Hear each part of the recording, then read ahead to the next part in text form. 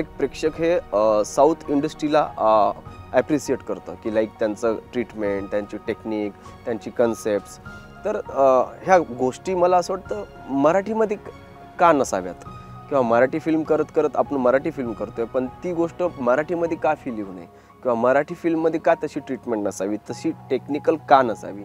आणि या गोष्टी जेव्हा करण्याचा विचार केला मी, तेव्हा माझ्या चित्रपटामध्ये 99% मराठी लँग्वेज असेल, म्हणजे लँग्वेज फक्त मराठी आहे, आणि पूर्ण ट्रीटमेंट, पूर्ण कॉस्ट्युम्स, पूर्ण कन्सेप्ट स्टाईल, ह्या सगळ्या गोष्टी मी साऊथचा फील दिला त्याला. साऊथ स्टाईलमध्ये करायचं म्हटलं मग तिथे तुमची मेकिंग साऊथ स्टाईलमध्ये असेल तर तुमचं म्युझिक पण साऊथ स्टाईलमध्ये पाहिजे. सगळं म्हणजे ईच अँड एव्हरी थिंग्स, म्हणजे सगळ्या गोष्टी साऊथ स्टाईलच पाहिजे होती सरांना.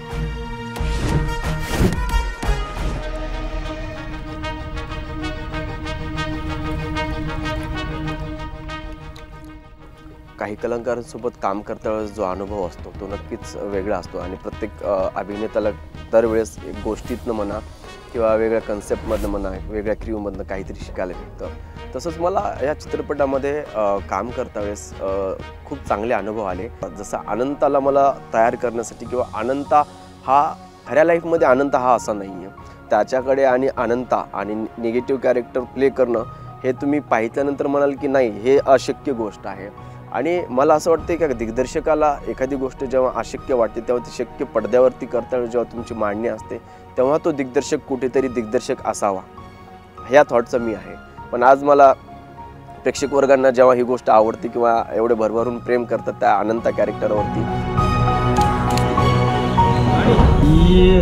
मला नाही वाटत की मराठीमध्ये अशा पद्धतीचं भीतीदायक विलन किंवा खलनायक आला असेल.